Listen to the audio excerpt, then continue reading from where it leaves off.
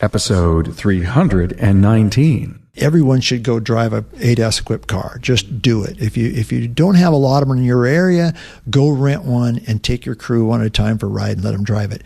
And that will make them, I think about, wow. So I'm going to take my hand off the wheel. The car is going to recognize, even if I just loosen my grip on the wheel, it recognizes that I'm leaving my lane of travel. It warns me. It audibly warns me. It pings a bell or it flashes a dash. And then it backs off the throttle and steers the car back into the lane. If you're a technician, you know how this whole thing works, and you've been doing this for just a little while, you realize a lot of things were happening right there. And that is a powerful thing.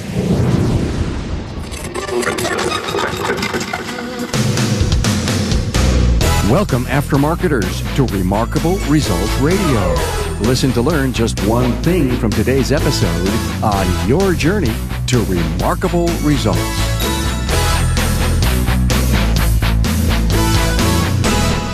Welcome, aftermarketers throughout North America and around the world. Carm Capriato here, and you're in episode 319 with an ASA Northwest Shop Owners Roundtable, a plethora of wisdom on business success, mentoring business owners, the power of the invisible hand of association membership, and a lot more. Hey, glad you've chosen Remarkable Results Radio instead of the news. So much better than hearing the repeated stories of the day.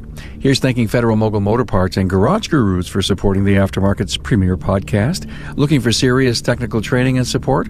Online, on-site, and on demand? Garage Gurus is there to help and has everything you need to know. Find out more at fmgaragegurus.com.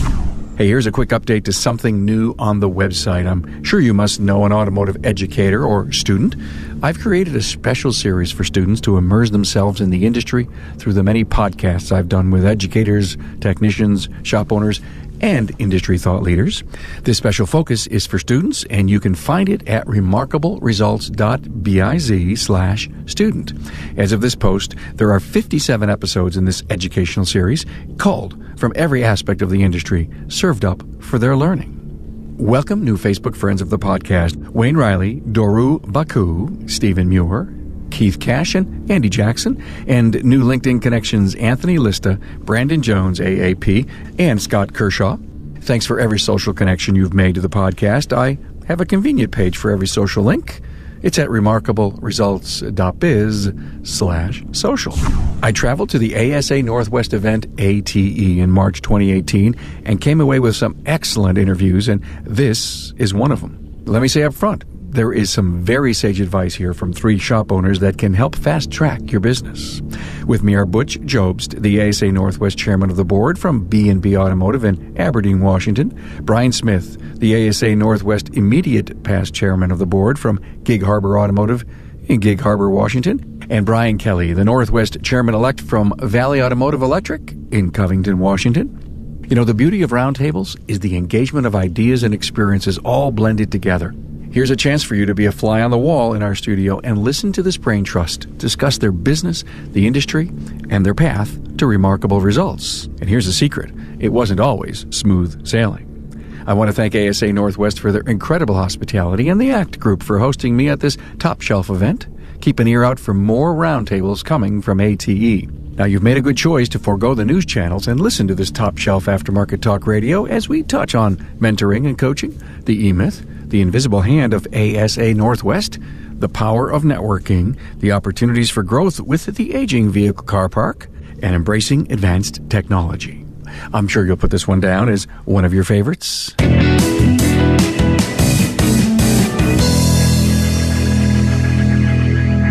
Hey, welcome everyone. I'm high atop the Doubletree Hotel here in beautiful Seattle, looking at the mountains in the back at the ASA Northwest Automotive Training Expo. When I go on the road, I think you all know that I love to do one-on-one interviews. You know, that's my life bread.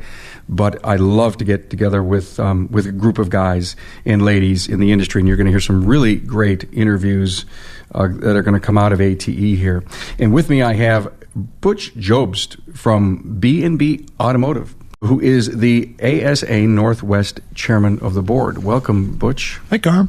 Also with me is Bryan Smith, ASA Northwest Immediate Past Chairman of the Board from Gig Harbor Automotive Services. Yes.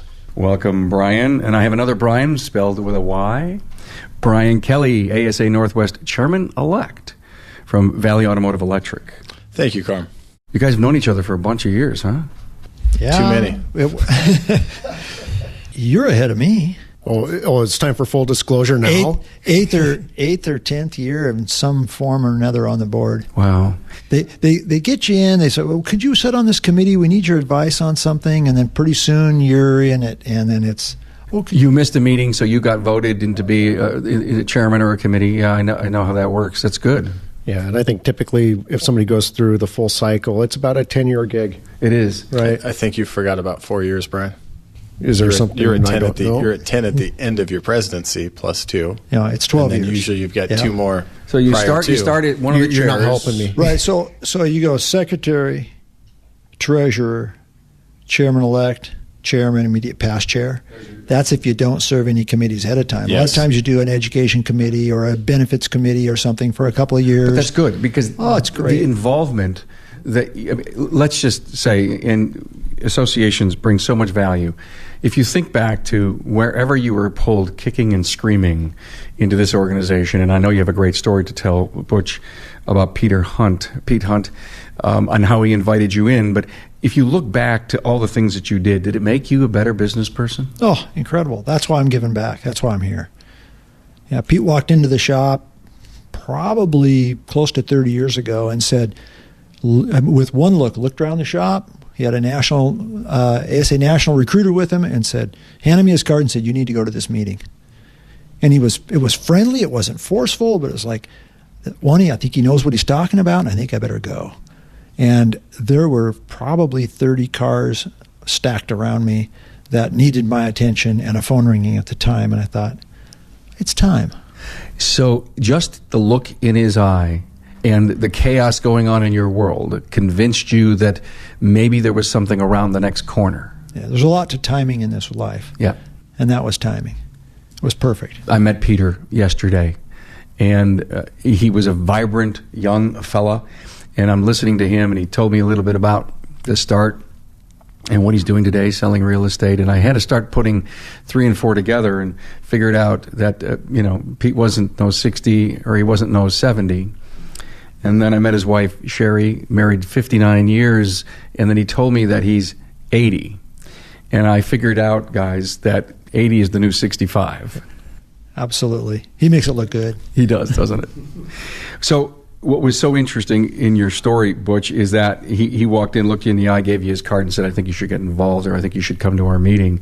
Have you ever been able to take that initial feeling and do that for other people in the industry? I think I've probably convinced him to come to a meeting.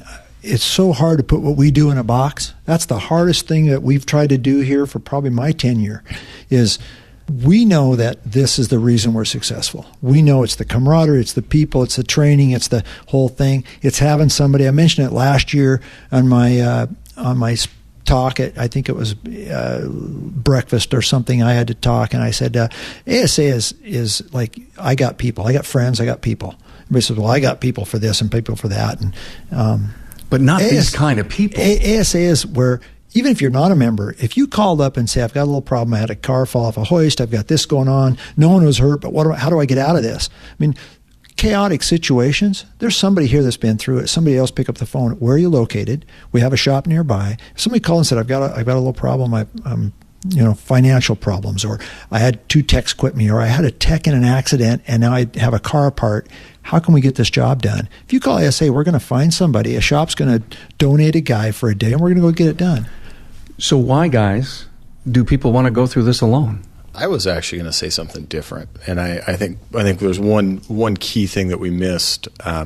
With ASA, as you talk about our group, and especially as we are involved with each other, as we're involved with newer members, the key word that you hear over and over and over is family.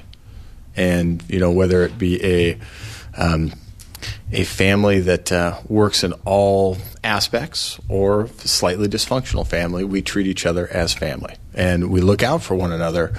Whether you're new, whether you've been within the organization forever, and that to me has always been the striking part. And people come in, and they immediately recognize it. If you're at one of our winter retreats, for example, the feeling you get is that this group has literally been molded together. And so much of what we do draws that type of passion back out that you just see it over and over. And no matter who you talk to, everybody says the same thing. How long have you guys been around each other? And sometimes you'll say, well, I just met him at this retreat. But it doesn't feel that way. It doesn't take long. Once there's a willing candidate who wants to expand their horizons, make change. I mean, change to me is a thing that we've been talking about a lot lately. How do you get guys to get to the trough and then get them to drink the water? And that, change is sometimes fear, guys. And so if you've ever spent some time, Brian, mentoring anyone and see the challenge that it may be like doing a root canal, but finally you got over the pain? Oh, absolutely. And that's part of what we do that Butch was alluding to a moment ago. When a shop owner recognizes that they need some help, and they reach out to us at ASA Northwest, we've got a number of individuals in place that are running successful operations that are willing to dedicate some of their time to go help these guys out. And it makes a tremendous difference. I mean, there are countless individuals in our ranks right now today that would not be where they are if they hadn't reached out and had somebody kind of put their arm around them and help them see the forest through the trees a little bit. The deepness of the relationships that we see here are phenomenal. And all three of us have been to other ASA events in other areas of the country numerous times, and we've never seen another affiliate like ASA Northwest. Nobody else enjoys, for whatever reason, what we have here.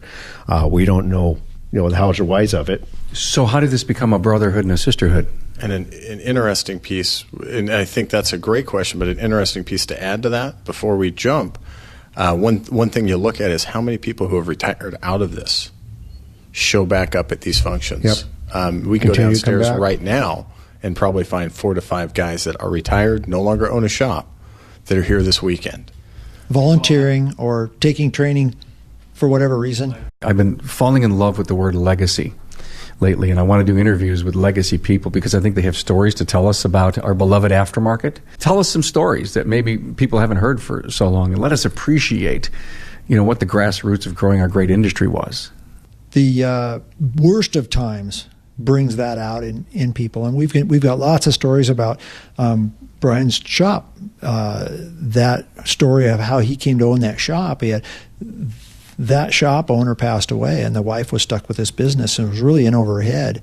And the 20 group that she was in, 3 guys went up and ran the store, just left their stores and was taking turns in that store running it, found Bryan, lined him up, and got him in there so she could have a life. I mean, that's the extreme side. The non-extreme side of that is that we'll have a roundtable discussion at one of our events, and we might have ASA Northwest members across from one another who are competitors all week long.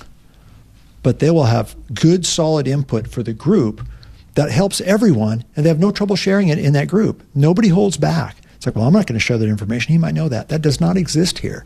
But guys, I hear this over and over again. The guy down the road is not my competitor.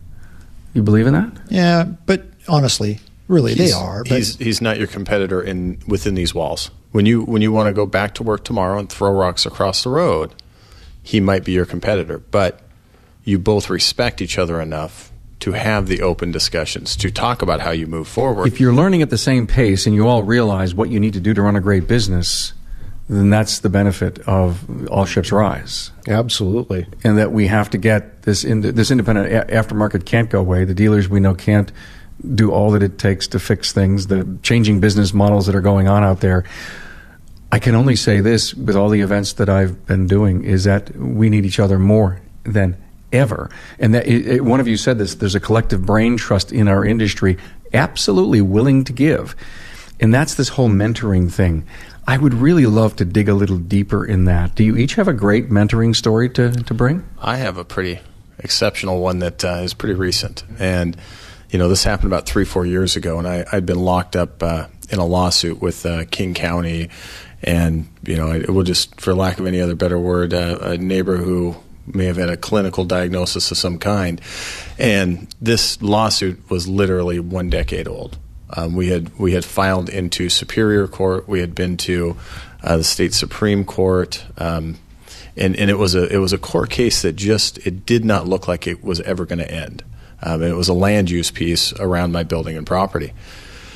And we were at a national event in Detroit, and 3 of our, we can call them brain trusts, 3 of the guys who, 2 of the 3 are retired. The other third, well, I take that back, there were 4 guys there total. They took me out, made sure that they got me well lubricated, lots of drinks down the throat, and then took me back to a hotel room and proceeded to tell me to get out of that position. And it made it very clear that if I stayed doing what I was going to do, or doing what I was doing, I was not going to grow old. You were the mentee. I was the mentee. And at the end of the discussion, you don't quite absorb everything that's thrown at you. But by the time I went home, I knew that I had to find another route, which led me to immediately search for another building and property. And these guys knew you well enough that they had to lubricate you so that you would listen. I think anybody in that position may not have had a choice. And, is it that you're not employable, that you can only work for yourself type of thing? No, I think yes, it does. Part of it. Part of it. I think Karma actually hit the nail on the head there. I mean, that's one of the biggest challenges we face. We're independent business people, and it's a curse sometimes. Love it or hate it, yeah. We don't want to be told what to do. Right. We already know it. Yeah. So, yeah, that's right. Thank you, Bryan. We know it all. Absolutely, we know it all. And right. I think the other piece too is when you get to a certain point, you only see what you want to see. Yep. You only see that what you did yesterday got you to today, and that's going to get you to tomorrow. Until 3 guys who've been down a path before walk up and go, "Yeah, you're on the wrong road," and clearly show you. I call it knowing what's around the next corner. And there's so many much wiser people in every industry that we have. Some young who've actually experienced some more than us, and some old wise sages out there that can really help. And it is exciting to see that you've got some wise old sages hanging around here. And no doubt the smart ones want to spend some time with them. Yeah, they bring a lot to the table when they're involved in it, and when they tenure out, they never quit. It just seems like there's a pool of them that still give, and that's part of being in the family. It's part of being in the family.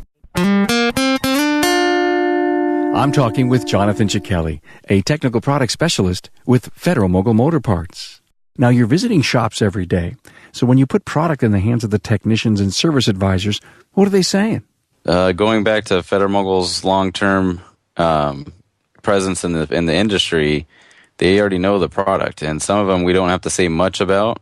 It's the newer product, the latest innovations that we come out with that just blow people away. So, Jonathan, you take that brand new OEX pad and you put it into the hands of a technician. What happens? They look at it and are kind of speechless for a couple seconds, and they just can't deny that it's an awesome-looking product. And they can't deny that it's going to work fantastic on their vehicles. Now, another phenomenal product line that is just one of the most iconic brands in the entire industry is Moog. Now, there's a lot going on with Moog. The newest thing with Moog is going to be, I think, the most important thing to the shops is a newer design ball joint that we created. And that was off of technicians' responses to a boot design. That's that compression-loaded ball joint with the pre-installed integral dust boot? Absolutely.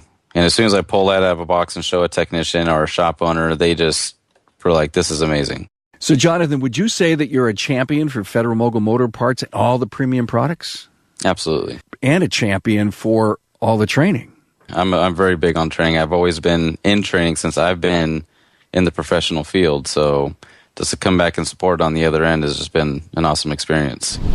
Federal Mogul Motor Parts' Garage Gurus is your go-to source for the vehicle training, technology, and answers you need to keep your next job on track.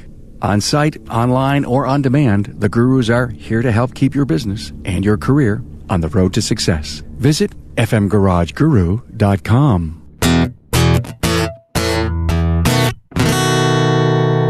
You got a great mentoring story for us, Butch? I was at a time management class early on, within 5 years of being in business, that I've told this story numerous times, that I had never worked flat rate. I went right out of trade school into a business. Business was kind of functioning, just kind of a hobby shop situation, and I got the opportunity to basically run it and later buy it within. I bought it within a year of 9 months of going to work there. I purchased How young it. were you? I was 21 years old. Wow. And I knew I wanted to be a business owner from freshman year of high school. But it's interesting, I got no guidance to take any accounting classes or anything like that. I went to 4 years of college. I took 2 years of automotive and 2 years of diesel and heavy equipment. Our area is rural, and we worked on a lot of diesel stuff in high school and thought, I'm going to want to learn that too. By the way, there's hundreds of thousands of people listening that can absolutely relate to this story. Absolutely right.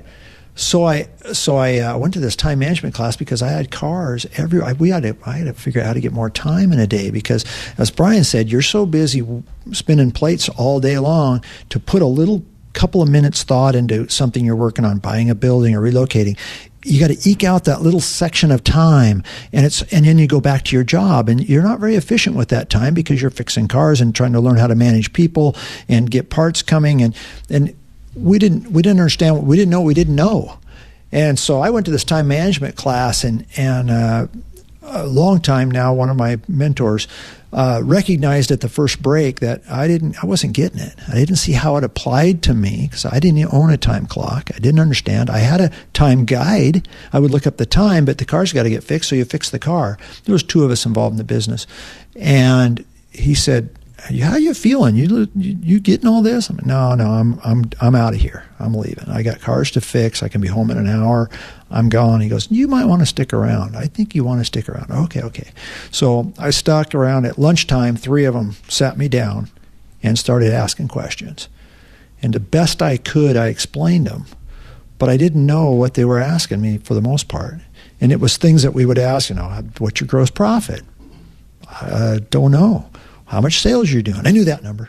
I could tell them how many cars I have apart, and how many I fixed last month, and how much money I made. Wait a minute. How much money you made? What was in the checkbook you made? No, I just knew how much the sales were. I thought I made that money. For all I knew, that's my money. Oh, money you made. Oh, I made money. Yeah, okay. I made money. And at the end of it, I paid my parts bill. Money. I see. I paid my parts bill. I knew that the difference between what I sold and what I paid in my parts bill, it must be mine. Revenue is making money. I mean, God. Yeah, I just didn't know what I didn't know. And so by the end of the day, it wasn't so much a time management class, but a little hour and a half lunchtime business management class. And then I got involved. Then I started going to classes and listening. Was it almost like that personal shake instead of being in the hearing the big picture, but somebody sat you down? Yeah, well, the way they explained it, they were businessmen, they were longtime shop owners at that point, but they didn't say, well, you're crazy, kid. They just said, tell me more. Butch, would you say that they showed you something you hadn't seen before, and maybe made you go, and this is something I can relate to as well. It's that epiphany where it's, there's more to this. Yeah, exactly. And then I've done that now with other shop owners. I've had technicians quit me and set up shop, and then they call me and go, okay, what about this? And one of them is here today because he's never seen a P&L sheet, but owns a business. And he's only owned it for 3 months. So wow. He's here. He's he's here. He's young. And you're he's helping learning. him. Absolutely. And I think that needs to be a wave of the future, because we were talking on a town hall panel at Vision, and the ideas came up about, where are the young guys that are going to take over for the boomers and whatever kind of succession plan and buyout program, and we just can't let them alone. We have to help them. And that goes to your point, that it's like you've got to come to ATE every year. You've got to take business management classes. Let your techs take the tech training. We can't do enough mentoring and enough training guidance with the youth today who's entering the business, because we do not want them, in my opinion, to take 10 years to be successful. They need to be successful soon. Why? Because I think the opportunity is out there. It's huge. And why should we wait to struggle running a business when all that revenue and all that car count coming in could create such a great business and well-paid techs and benefits and the right training and the equipment to really grow an incredibly big and fruitful business. I mean, I think there's a lot of young guys, they may not realize the opportunity that exists in front of them. Right, and they don't have the time. Because the way business goes, you don't have time to spend the 10 years I did learning. You won't make it today. You won't make it all the way if it takes you 10 years to go, I guess I better get some training. Right. For either management, financial, or technical training. Obviously, we know the technical side, but on the business side, the cost of doing business is higher. And so you're not going to be able to make it if you're going to wait 10 years before you go and try to find some guidance. I mean, not too many people have that innate talent to just run the business well for 10 years and go, I think now is the time, like we did. I went 10 years probably 6-8 years before I really got a lot of technical training. I mean, I said that wrong. It wasn't technical training. It was managerial training. It was financial training. Technical side, I absorbed it. I loved it, but I didn't see the need. I was just like, we're doing a lot of work. Must be doing it right. When you find some willing candidate, and air quotes on that, do you get a call to the association office, or do you just through a network realize that, Bobby down the road's struggling a little bit. We know he's a pretty good guy. We've met him before. Let me pick up the phone and say, hey, let's have coffee? It could go both ways. Sometimes we'll have somebody that recognizes that maybe they need somebody to help them see things from 30,000 feet. Well, they probably don't even know that much, but they know enough to reach out to the office, and that's where Jeff will reach out to one of us and get us in contact with this individual and see if we can help them find some low-hanging fruit and get a foothold. Without any names, Brian, do you have an experience to share? Yeah, and I've been on both sides of it, on the mentoree side. By the way, I want to stop everyone. You've all been on the receiving side. Yeah, absolutely. And that makes you a better giver, doesn't it? Yeah, as Butch pointed out at the beginning of this, that's why we're here. That's why we're doing what we're doing. There's absolutely no doubt in my mind that even if I still managed to be in business today, it would no way, no how be at the level that we are without all of the help that I've received through ASA. So anyway, definitely been on the receiving end. An individual that I'm working with right now, really he had hamstrung himself. Had some misconceptions about how things needed to be in his shop environment, and was kind of running into some roadblocks. And he just needed somebody else to come in and pull him back a little bit and say, well, have you looked at it this way? And what if you did this over here? And you can just see the light bulb click on within the first 2 weeks. He made some relatively easy changes that have already got some traction for him. And our intent with our mentor program here in ASA Northwest is to get these folks to the point where they can be self-sufficient enough, adept enough at running their businesses that they can go to the next level and get hooked up with a business coach or get into a 20 group and then go to the next level beyond that. So it's just a building process. Have you guys all had coaches in the past? I have, yeah. Yeah, absolutely. I think we forgot one other piece of this puzzle. And, one of the things that you see happen, and it's every association meeting, it's every retreat, it's here, every 2 minutes you'll hear this conversation. When you talk business, and specifically when you talk business owner to owner, manager to manager, in our case, association member to non, or association member to new member, when I'm asking questions about how your business is going and you say good, you say, yeah, it's doing well. The next question is, well, tell me about gross profit. Tell me about total sales. Tell me about car count.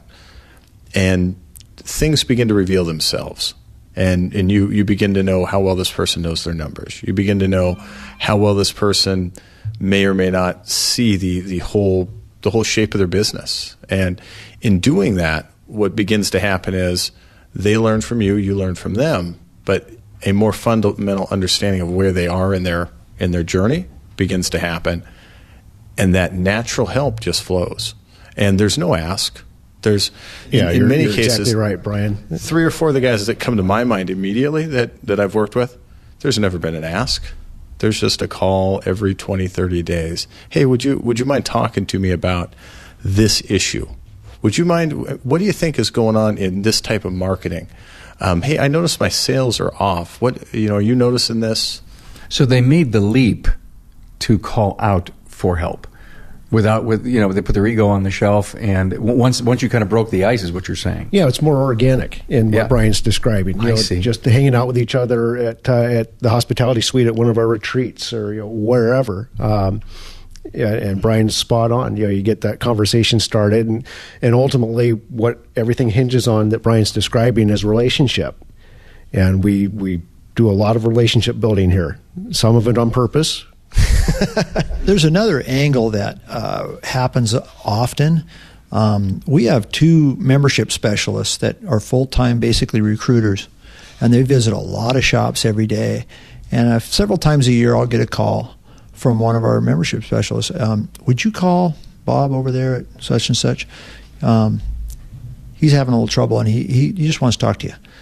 And I when it's all over, what you find out is that they've visited this shop off and on through the years, and trying to get them to join or come to a meeting. Just come to a meeting. Hand them paperwork for it. And they know when they walk in, they've been walking into shops a long time. They know what's going on. If the shop's in total chaos, and it seems a little extra busy in here today, and the guy's a little exasperated. At one point, there's finally a crack in the armor, and they'll say, yeah, this is rough. And that's the time when you ask them, do you want to, so I know somebody that's really good in this area. You want us to give you a call? And so that breaks the ice. So now it's kind of like any addiction. You got to reach the end of your rope before you put your ego aside and say, yeah, I can't do this alone.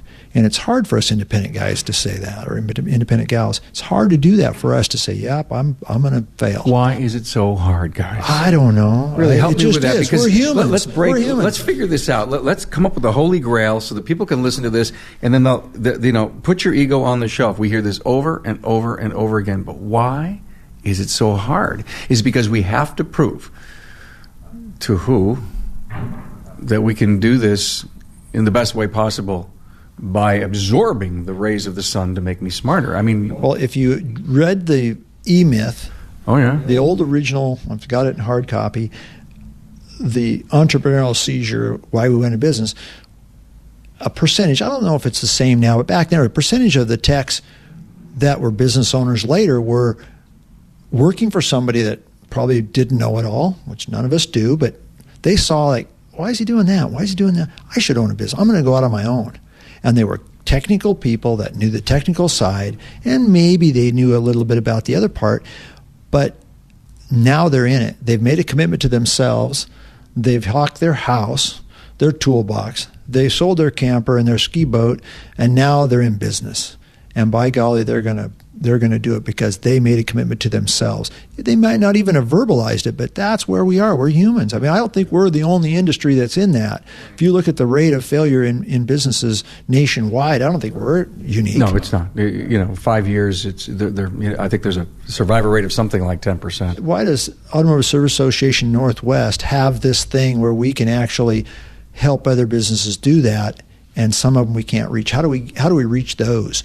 And we get them to what he said, you get them to a retreat, or if we can get them to 3 chapter meetings in a row, they're going to meet enough people. The people are friendly there. They go talk to them about stuff. Usually we got them. We can get them to come to that. They're going to learn a little bit. We bring content to every chapter meeting. There's going to be some little morsel you're going to go back with and go, wow, that's information I need. There's another piece here too, and that is it's the reality of our group. And I have, in my short decade of being heavily involved with this group, the things I have seen grown men on the verge of collapse crying. I have seen men who have gone back and presented who are in tears from their success from this organization, and telling us the stories of the day they were about to break down in tears. And again, I think it's ego on both sides. It's that ego on the successful side to let it down and talk about those days that you were having trouble and the reality of how you got out. That again opens that conversation further to the ego on the other side that you go, wow, I need help. So what starts taking down that veil, if you will, the Iron Curtain. And I think, you should have all seen the cocktail notice that Bryan was doing. You got to have some drinks. That works. So here in ASA Northwest, we do know how to have our fun, and that is sometimes conducive to letting that veil drop. I was going to say the N-word, networking. And to me, it seems the umbrella that starts that first 3 chapter meetings, and these guys are pretty cool. They're here to help. They have the same struggles I do, and you would never know the value of networking if you've never, ever gone to a meeting or participated in something like this. So besides a few libations, is networking the piece, because you start meeting people beyond your circle? Absolutely huge. We have some people that sign up with ASA Northwest and then they don't participate. We might get them to a chapter meeting and we never see them again. But the people that we can get to engage to some level that will come to a few meetings, and especially if we can get them to a retreat, let alone an event like this at ATE, they get it. That light bulb clicks on, and away we go. And that's where those relationships, again, are fostered. Wonderful. You guys are writing notes to each other over there. What's going on?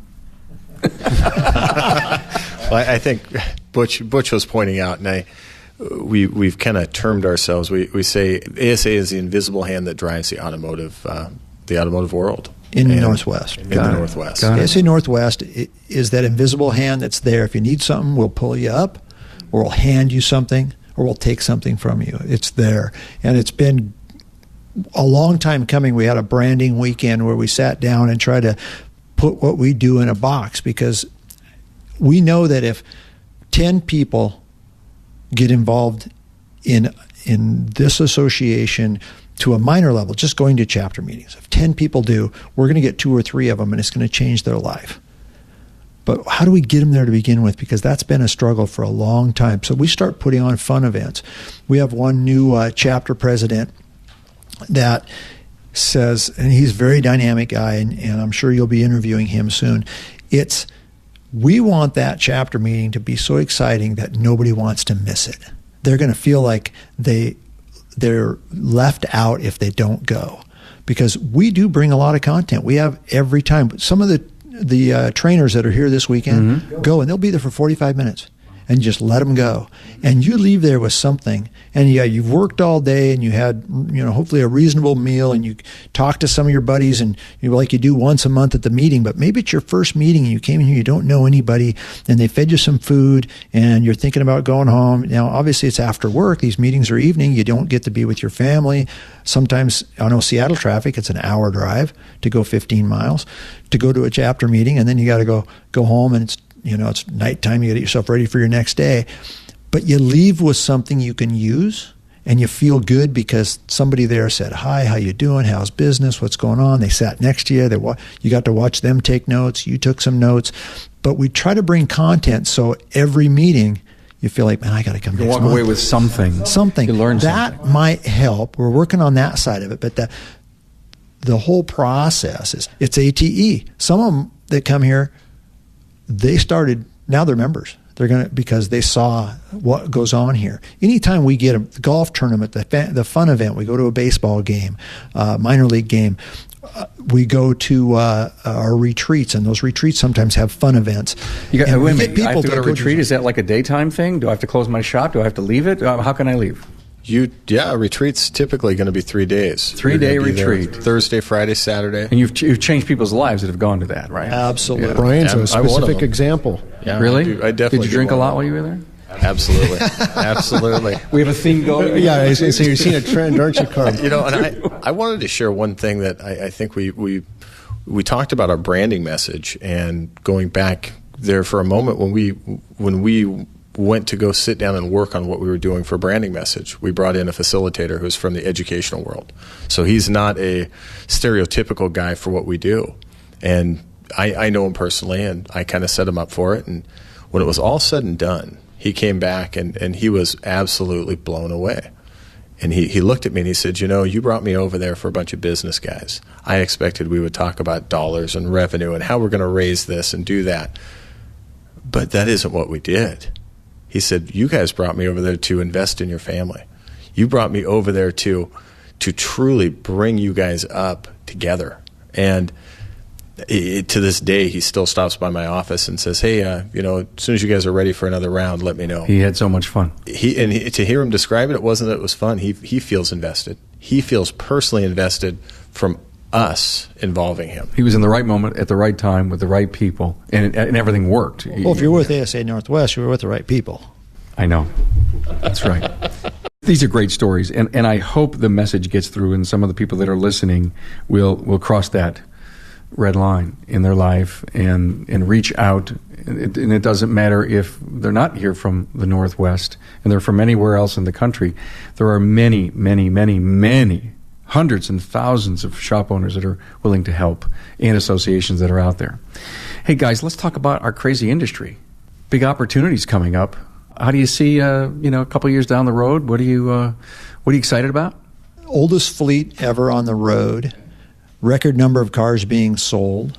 When the economy went down, like 2009, it was a great time to be in business. It was awesome. Because before then, we went through a period of time where if the car needed a bunch of maintenance, they'd just go buy another car. They're making payments on that one for the same payment. I can buy another one, and you didn't have to pass a test to get financing. So we struggled. Our industry wasn't as fun. And then after that, we had cars last a long time. You maintain them, they'll go. Personally, we have customers 200,000 and 300,000 miles. They aren't even thinking about getting rid of them. They're still running well, and they're nice looking cars because they keep them clean. So we have an industry opportunity now where they got to keep them because cars are expensive. They're still selling record numbers, but there's cost of living's not down there. They're lasting a long time, but to make them last a long time, they take some maintenance. So the opportunity is still great. I still say it's a great time to be in business. Now, is technology getting crazy? It is, and they say it's exponential from what it was before, but I was there in the carburation days. I remember the first fuel-injected cars, and they were analog, and there was no feedback, and we were checking them with voltmeters and test lights, and we didn't know what we were doing. You're telling me you're not afraid of technology and what it means to this changing business model?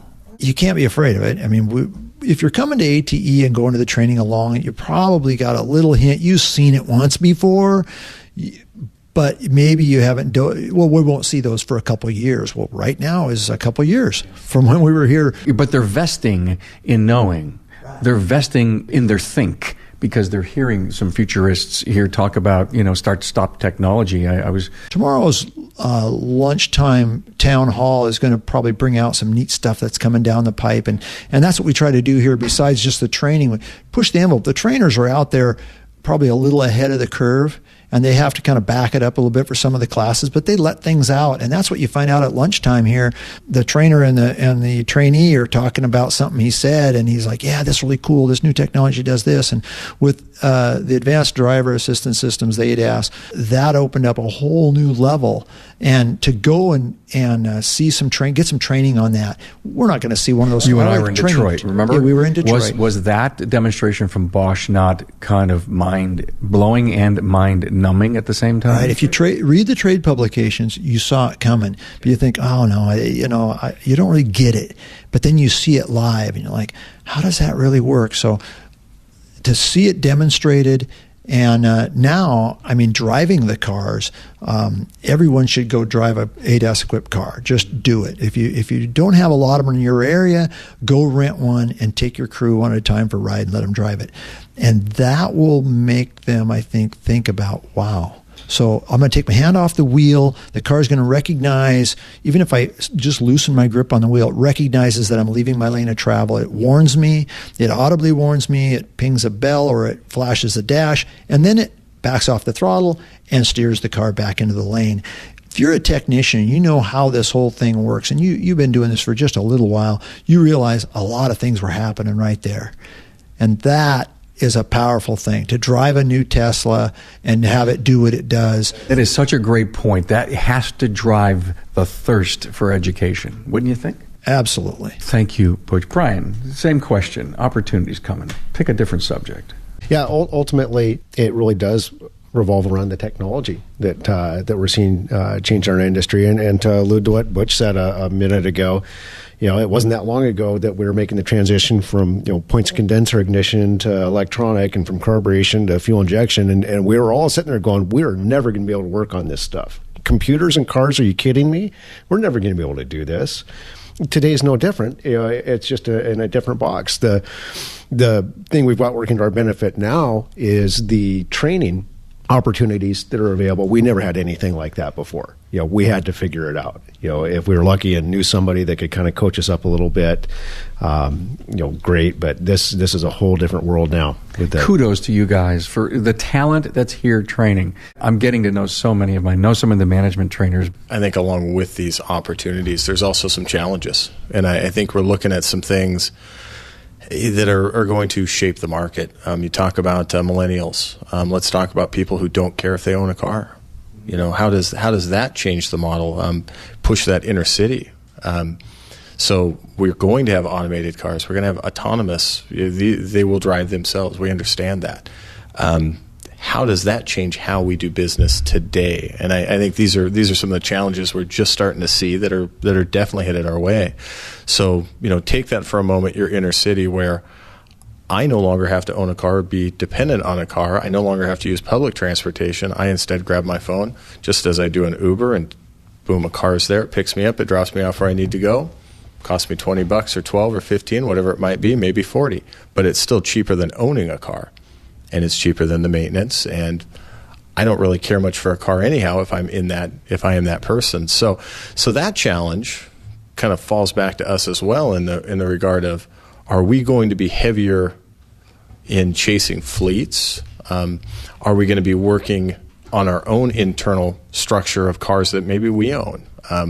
What does that dynamic look like? Obviously, all the chips aren't on the table, but this is without a doubt a major pivot point for our industry, and time will tell.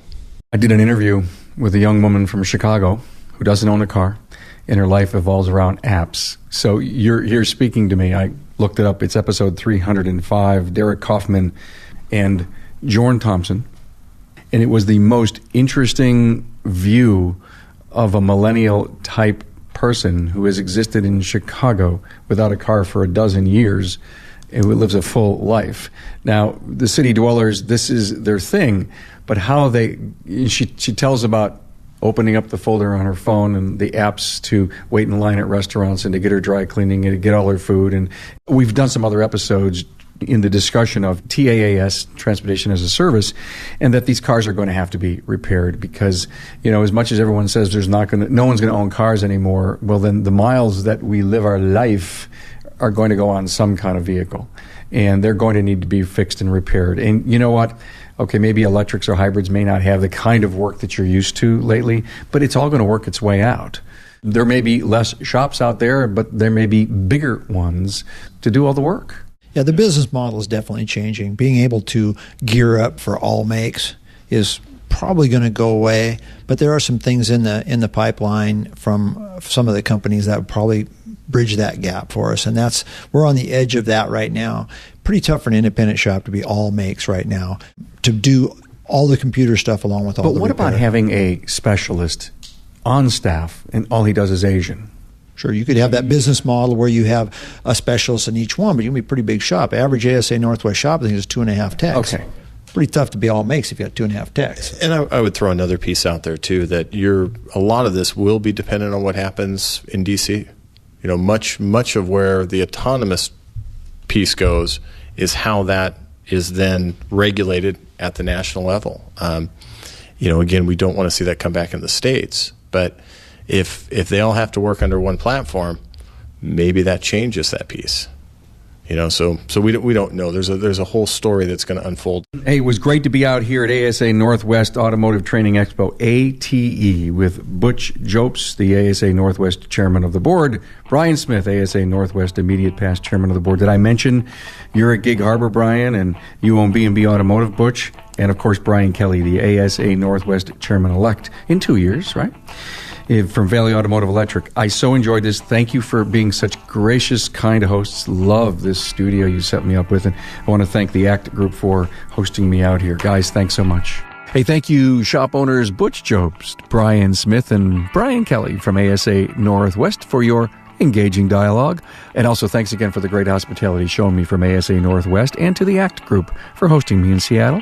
Find the episode talking points at remarkableresults.biz/E319.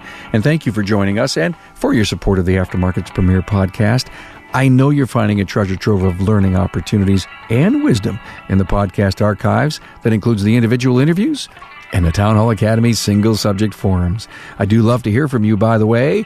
Email me, carm@remarkableresults.biz, or head over to the contact page on the website. There's an easy click there.